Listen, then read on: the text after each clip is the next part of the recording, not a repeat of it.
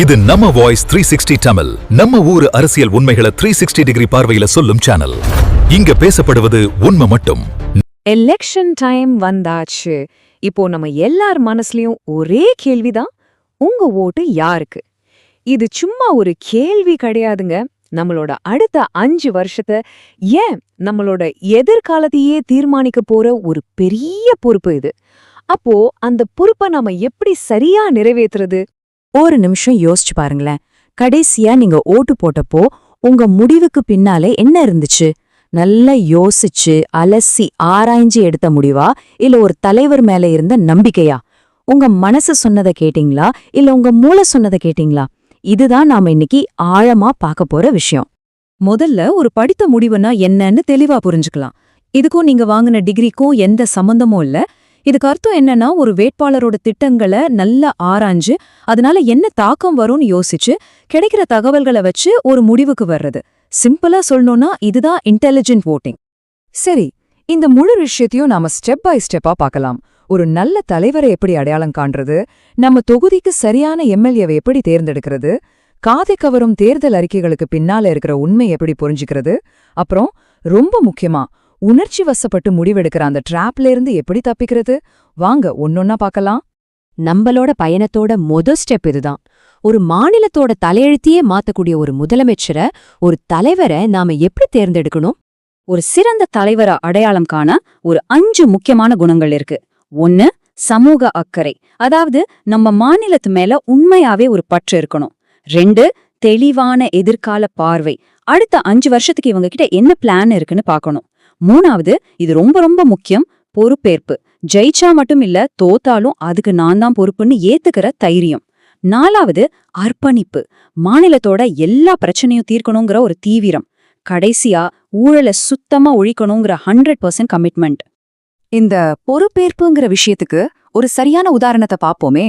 வருஷம் 1962, இந்தியாவுக்கும் சீனாவுக்கும் போர் நடந்துகிட்டு இருந்த ஒரு கஷ்டமான காலம்.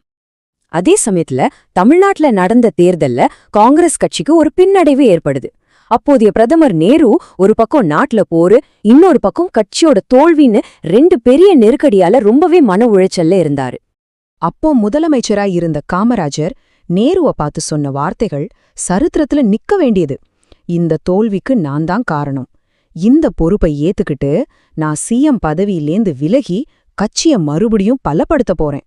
இதுதாங்க உண்மையான பொறுப்பேற்பு. தப்போ ஒப்புக்கிட்டு அதை சரி செய்ய முன்னாடி வர்றதுதான் ஒரு பெரிய தலைவனுக்கு அழகு. சரி, இப்போ நம்ம 2வது முக்கியமான விஷயத்துக்கு வருவோம். உங்க தொகுதியோட எம்எல்ஏவை எப்படி செலக்ட் பண்றது? உங்க எம்எல்ஏவை தேர்ந்தெடுக்கிறதுக்கு முன்னாடி உங்களுக்கு நீங்களே சில கேள்விகளை கேட்டுக்கோங்க. அவருக்கு உங்க ஏரியால நல்ல பேர் இருக்கா? அவர் மேல ஏதாவது கிரிமினல் கேஸ் இருக்கான எலெக்ஷன் கமிஷன் வெப்சைட்ல செக் பண்ணீங்களா? உங்க பிரச்சனைய சொல்ல அவரை ஈஸியா பார்க்க முடியுமா? எல்லாத்தையும் விட முக்கியமா, நீங்க சொல்றத காது கொடுத்து கேக்குறாளா? இந்த கேள்விகளுக்கான பதில் தான் முக்கியம். ஏன்னா அவர்தான் அசெம்பிளில உங்களுக்கான உண்மையான குரல்.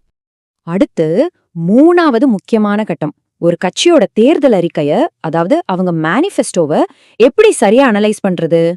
அவங்க கொடுக்கற வாக்குறுதிகளை பாக்குறதுக்கு முன்னாடி இந்த நம்பரை ஒரு தடவை நல்லா பாத்துக்கோங்க. 10 லட்சம் கோடி.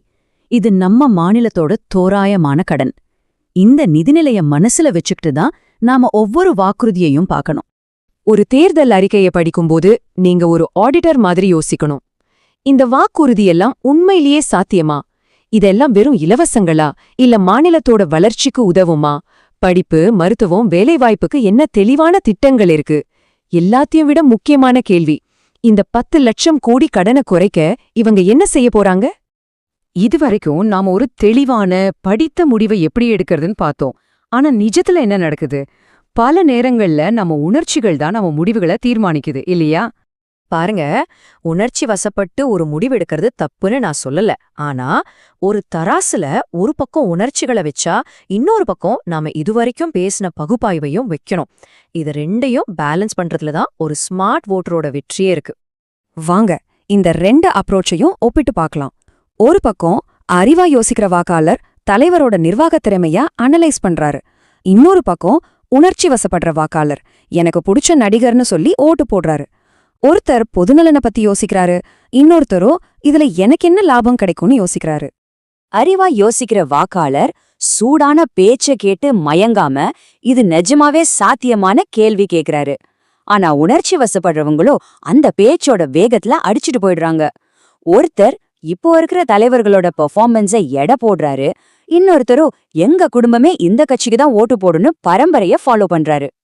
இந்த கடைசி ஒப்பீடு ரொம்ப முக்கியம். அறிவா யோசிக்கிற வாக்காளர் ஒப்பீனியன் போல்ஸ் பத்தியெல்லாம் கவலைப்படாம தன்னோட முடிவுல உறுதியா நிக்கிறாரு. ஆனா உணர்ச்சி வசப்படுறவங்களோ எல்லோரும் அந்த பக்கம்தான் போறாங்க, நாமளும் போவோன்னு கூட்டத்தோட கூட்டமா போயிடுறாங்க. ஒருத்தர் தனியா நிக்க துணியறாரு, இன்னொருத்தர் பிரெஞ்ச் பிரஷருக்காக தன்னோட நிலைப்பாட்டையே மாத்திக்கிறாரு. சரி, இப்போ ஃபைனலா இந்த 2 அணுகுமுறையும் எப்படி ஒன்னு சேர்த்து உங்க ஓட்ட ஒரு அர்த்தமுள்ள ஓட்டா மாத்துறதுன்னு பார்க்கலாம். ஒண்ணு மட்டும் என்னைக்கும் மறந்துடாதீங்க, உங்க கையில இருக்கிற அந்த ஓட்டர் ஐடி சும்மா ஒரு கார்டு கிடையாது, அது ஒரு பவர்ஃபுல் வெப்பன். நம்ம மாநிலத்தோட, ஏன் நம்ம நாட்டோட எதிர்காலத்தையே உருவாக்க போற ஒரு சக்தி வாய்ந்த கருவி அது. இத ஒரு சூப்பரான உருவகத்தோட முடிக்கலாம். நீங்க ஓட்டு போட போகும்போது ஒரு சயின்டிபிக் ரோபோ மாதிரி யோசிங்க. சொந்தம், மதம், ஜாதி, தனிப்பட்ட விருப்பு வெறுப்புன்னு எல்லாத்தையும் ஓரமா வச்சுட்டு ஒரே ஒரு கேள்வியை மட்டும் கேளுங்க. என் தொகுதிக்கு, என் மக்களுக்கு யார் அதிக நல்லது செய்வாங்க? ஒரு தெளிவான முடிவை எடுக்கிறதுக்கான ஒரு ஃப்ரேம்வொர்க் இப்போ உங்ககிட்ட இருக்கு. அந்த முடிவை எடுக்கிற சக்தி உங்க கையில இருக்கு. இப்போ கேள்வி என்னன்னா, இந்த சக்தியை நீங்க எப்படி பயன்படுத்த போறீங்க?